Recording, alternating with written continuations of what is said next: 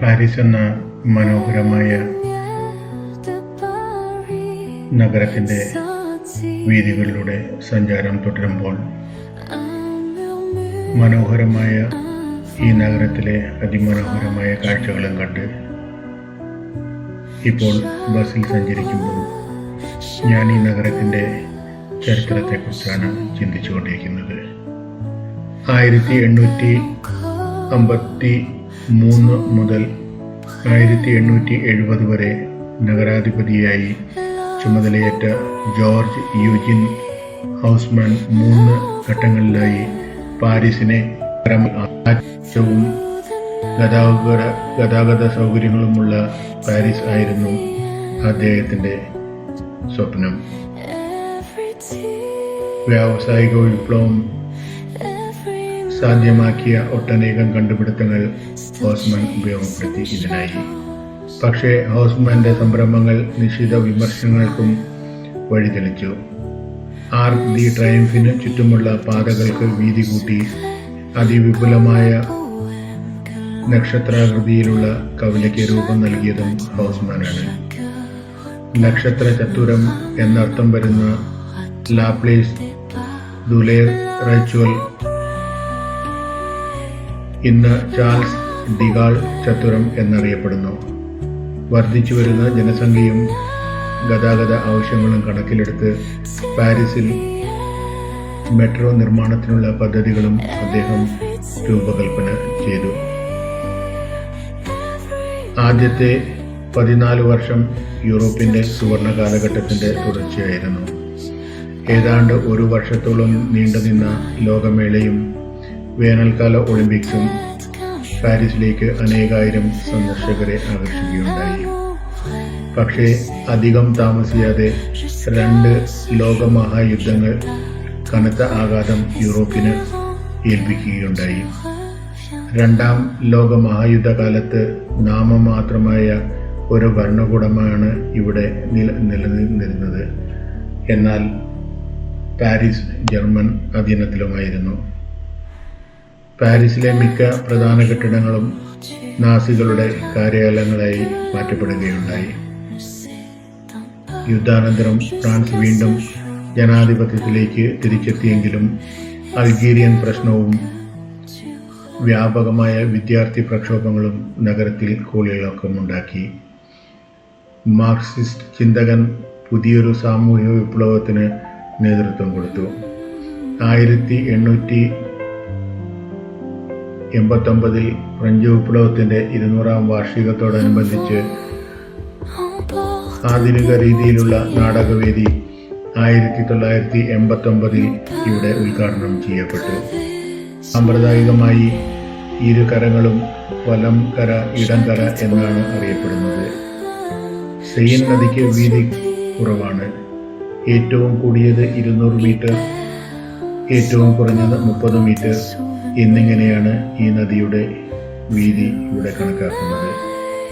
നഗരത്തിൽ ഇരുകരകളെയും ബന്ധിപ്പിക്കുന്ന 37 പാലങ്ങളുണ്ട്.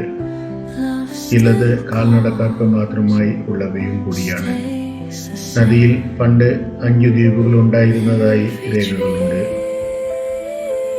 ഇന്ന് 3 കൊച്ചു ദ്വീപുകളാണ് ഇവിടെ നിലവിൽ സ്ഥിതി ചെയ്യുന്നത്. ഇവയിൽ 2 സെയിന്റ് ലൂയിസ് ദ്വീപും സിറ്റി ദ്വീപും പ്രകൃതിയ ഉള്ളതും ഹംസദ്വീപ് മനുഷ്യനിർമ്മിതവുമാണ്. കുറുകയും വിലങ്ങനെയുമുള്ള 14 അതിവേഗ മെട്രോ റെയിൽ ലൈനുകൾ നഗര ഗതാഗതം ഏറെ സുഗമമാക്കുന്നു. കാര്യക്ഷമമായ നഗരപരിപാലനത്തിനായി പാരീസ് 20 നഗര വാർഡുകളായി വിഭജിക്കപ്പെട്ടിരിക്കുന്നു. ഇവ നദിയുടെ ഇരുകരകളിലുമായി വൃത്താകൃതിയിൽ ചുരുളഴിയുന്നുണ്ട്. ഓരോ നഗര വാർഡും വീണ്ടും 4 ഉപവാർഡുകളായി വിഭജിക്കപ്പെട്ടിരിക്കുന്നു. ഓരോ വാർഡും സ്വന്തം മേയറെയും പാരീസ് കൗൺസിലിലേക്കായി പ്രതിനിധികളെയും തിരഞ്ഞെടുക്കുന്നു. ഈ കൗൺസിലർമാരാണ് പാരീസിന്റെ മേയറെ തിരഞ്ഞെടുക്കുന്നത്. പാരീസ് മേയറും 21 ഡെപ്യൂട്ടികളും 163 കൗൺസിലർമാരും അടങ്ങുന്ന സംഘമാണ് പാരീസിന്റെ ഭരണ നിർവഹണം നടത്തുന്നത്. 8 ബില്യൺ യൂറോ ആണ്. 5ഉം 6ഉം വാർഡുകളിലായി പാരീസിലെ മിക്ക വിദ്യാഭ്യാസ സ്ഥാപനങ്ങളും നിലകൊള്ളുന്നു. ലക്സംബർഗ് ഉദ്യാനം നഗരമധ്യത്തിൽ 6ആം വാർഡിലാണ്. ടൂയിലറി പാർക്ക് 1ആം വാർഡിലും സ്ഥിതി ചെയ്യുന്നു. ഇവ കൂടാതെ മിക്ക വാർഡുകളിലും ഉദ്യാനങ്ങളുണ്ട്. നഗരത്തിന്റെ തെക്ക് കിഴക്കും തെക്ക് പടിഞ്ഞാറുമായി സ്ഥിതി ചെയ്യുന്ന അതിവിശാലമായ 2 ഉദ്യാനങ്ങളാണ് യഥാക്രമം വിസേനും ബൊളോണയും. 12ആം വാർഡിലെ വിസേൻ ഉദ്യാനത്തിന് 2459 ഏക്കർ വിസ്തീർണവും 16ആം വാർഡിന്റെ ഭാഗമായ ബൊളോണിയ ഉദ്യാനവനത്തിന് 2091 ഏക്കർ വിസ്തീർണവുമുണ്ട്. ഹെമിംഗ്വേ ഇവിടെ ഇരുന്നാണ് തന്റെ ആദ്യ നോവൽ എഴുതിയത് എന്നാണ് ചരിത്രം. പാരീസ് നഗരജീവിതത്തിന്റെ ഒരു അവിഭാജ്യ ഘടകമാണ് പാരീസ് കഫേകൾ. ബൽസാക്ക് കഫേകളെ ജനങ്ങളുടെ പാർലമെന്റ് എന്നാണ് വിശേഷിപ്പിച്ചത്. 6ആം വാർഡിലെ പ്രകോഫ് കഫേയിൽ ഇരുന്നു കൊണ്ടാണ് വോൾട്ടയറും ഡിഡറോയും മാനവരാശിയെയും സംസ്കാരത്തെയും കുറിച്ച് വിചിന്തനം നടത്തിയത്. ലോകമെമ്പാടുമുള്ള ബുദ്ധിജീവികളെയും കലാസാഹിത്യകാരന്മാരെയും സംഗീതജ്ഞരെയും പാരീസ് കഫേകൾ ആകർഷിച്ചു. അതിൽ പ്രമുഖർ Benjamin Franklin, Thomas Jefferson, James Joyce, Ezra Pound, Scott Fitzgerald, Samuel Beckett എന്നിവരൊക്കെ ഈ കൂട്ടത്തിൽ പെടുന്നവരാണ്. ലാ ക്ലോസെറി ദലീല എന്ന കഫേയിലിരുന്നാണ് ഏണസ്റ്റ് ഹെമിംഗ്വേ തന്റെ ആദ്യ നോവലായ ദ സൺ ഓൾസോ റൈസസ് എഴുതിയത്. സാൽവദോർ ദാലി, മാർക്സ്, ചാഗൽ, പിക്കാസോ തുടങ്ങിയവരുടെ സമ്മേളനം മൊപ്പാർണെ ഭാഗത്തുള്ള കഫേകളിലായിരുന്നു. കാൾ മാർക്സും ഫ്രെഡറിക് എംഗൽസും തമ്മിലുള്ള ആദ്യത്തെ നീണ്ട കൂടിക്കാഴ്ച റീജൻസ് എന്ന പാരീസ് കഫേയിൽ വെച്ച ആണെന്നാണ് പറയപ്പെടുന്നത്. 6ആം വാർഡിലെ 1812 നിലവിൽ വന്ന ലെദു മാഗോ കഫേയിലും 1885 നിലയിൽ വന്ന ഫ്ലോർ കഫേയിലും ആൻഡ്രേ ഗീഡ്, ലൂയി അറഗൺ, സാർത്തർ, സിമോൺ ദു ബുവ, ആൽബേർ കാമു എന്നിവർ പതിവ് സന്ദർശകരായിരുന്നു അത്രേ. ലേദു മഗോ 1933 മുതൽ സ്വന്തം പേരിൽ വാർഷിക സാഹിത്യ പുരസ്കാരം നൽകി വരുന്നു. 1994 മുതൽ ഫ്ലോർ കഫേയും പരേഡ് ഡി ഫ്ലോറെ എന്ന സാഹിത്യ പുരസ്കാരം നൽകി വരുന്നു. ഇങ്ങനെ നീണ്ട ചരിത്രമുള്ള പാരീസ് നഗരത്തെക്കുറിച്ച് ഞാൻ ചിന്തിച്ചു കൊണ്ടിരിക്കുമ്പോൾ നാം സഞ്ചരിക്കുന്ന ബസ് അതിവേഗം മുന്നോട്ട് സഞ്ചരിച്ച് ആർക്ക് ഡി ട്രയംഫും മറികടന്ന് അതിമനോഹരമായി നിർമ്മിച്ച പാതകളിലൂടെ അതിമനോഹരമായ കാഴ്ചകളും പ്രദാനം ചെയ്തുകൊണ്ട് മുന്നോട്ട് നീങ്ങിക്കൊണ്ടിരിക്കുകയാണ്. പാരീസ് നഗരത്തിലെ രാത്രി കാഴ്ചകൾ അതിമനോഹരമാണെന്ന് പറയാതെ നിവൃത്തിയില്ല. എങ്ങും തിങ്ങി നിറഞ്ഞ് തെളിഞ്ഞു നിൽക്കുന്ന ദീപാലങ്കാരങ്ങൾ, ഒപ്പം അതിമനോഹരമായി നിർമ്മിച്ച പാതകളും പാതയോരങ്ങളിൽ നട്ടുവളർത്തിയിരിക്കുന്ന വൃക്ഷങ്ങളും ആ വൃക്ഷങ്ങളെ തൊട്ടുരുമി നിൽക്കുന്ന അതിമനോഹരമായ നൂതനവും അതിപുരാതനവുമായ നിർമ്മിതികളും ഒക്കെ അതിമനോഹരമായ കാഴ്ചകളാണ് നമുക്ക് പ്രദാനം ചെയ്യുക. ഈ രാത്രിയിലെ യാത്ര പാരീസ് നഗരത്തിൻ്റെ ഐക്കോണായ ഐഫൽ ടവറിൻ്റെ രാത്രി കാഴ്ചകൾ കാണുവാനായിട്ടാണ്. രാവിലെ തുടങ്ങിയ യാത്രയിൽ ഐഫൽ ടവർ സന്ദർശിക്കുകയും ഐഫൽ ടവറിൻ്റെ മുകളിൽ കയറി പാരീസ് എന്ന മഹാനഗരത്തെ വളരെ വിസ്താരമായി തന്നെ കാണുകയും ധാരാളം ഫോട്ടോകളും വീഡിയോകളും ഒക്കെ എടുക്കുകയും ചെയ്തെങ്കിലും ഈ ഐഫൽ ടവറിൻ്റെ രാത്രി കാഴ്ച അതിമനോഹരമാണ് എന്ന് കേട്ടറിഞ്ഞതുകൊണ്ട് ഈ ഐഫൽ ടവറിൻ്റെ രാത്രി കാഴ്ചകൾ കാണാനായി ഇപ്പോൾ ഐഫൽ ടവറിനെ ലക്ഷ്യമാക്കി ബസ് മുന്നോട്ട് നീങ്ങിക്കൊണ്ടിരിക്കുകയാണ്. ബസ് മുന്നോട്ട് നീങ്ങിക്കൊണ്ടിരിക്കുമ്പോൾ എതിർദിശയിൽ നിന്നും ധാരാളം വാഹനങ്ങളാണ് നമ്മെ കടന്നു പോകുന്നത്.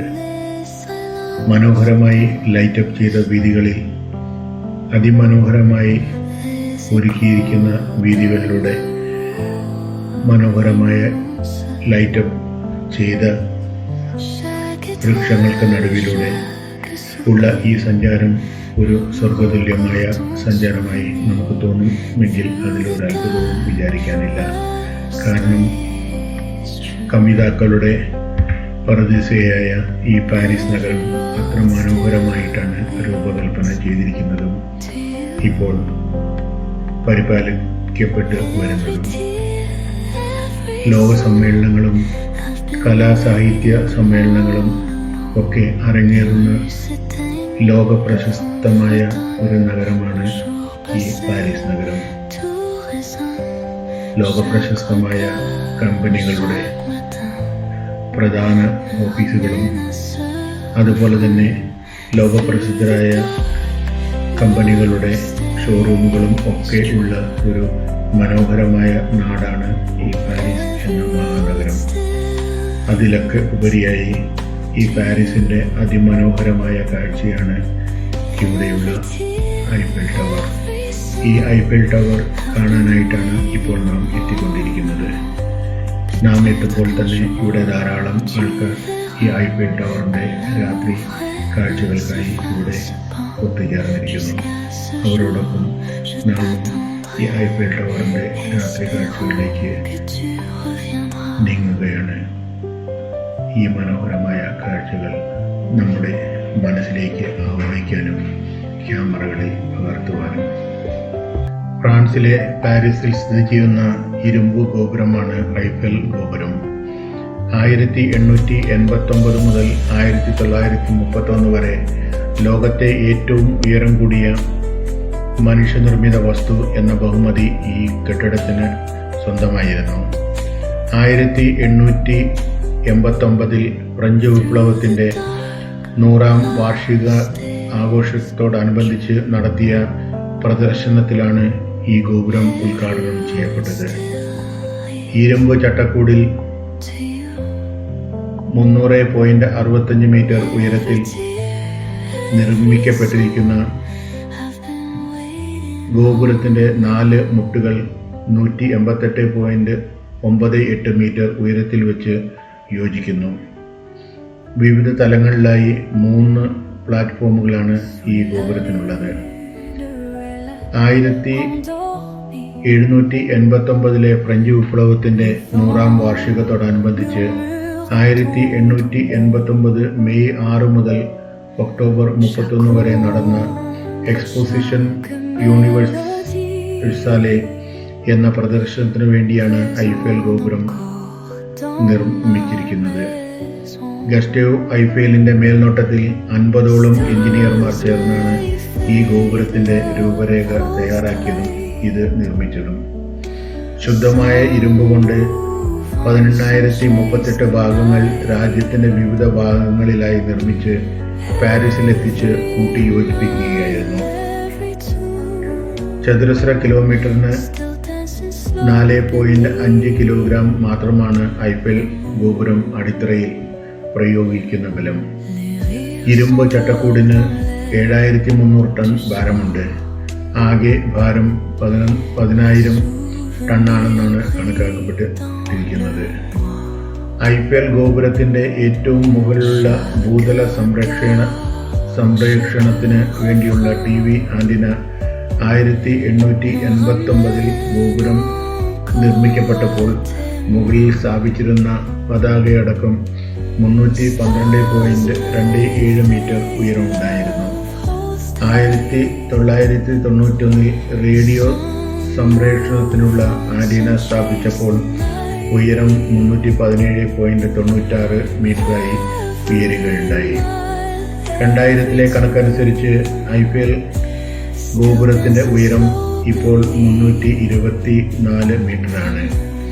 2006 കണക്കനുസരിച്ച് 1889 മുതൽ 2006 കാലഘട്ടത്തിൽ 67,19,200 ആളുകളാണ് ഐഫൽ ഗോപുരം സന്ദർശിച്ചിട്ടുള്ളത്.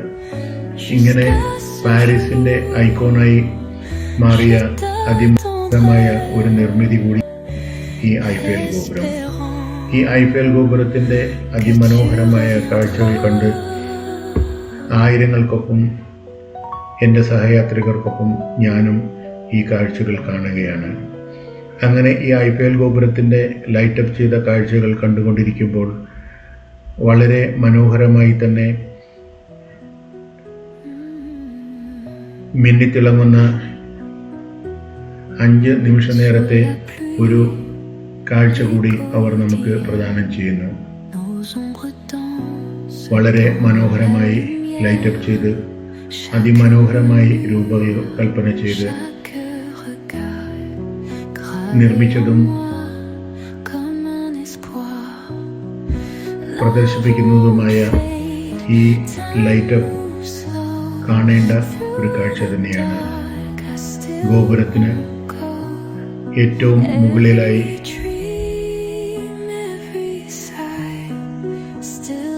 നിൽക്കുന്ന ആന്റിനയിൽ നിന്നും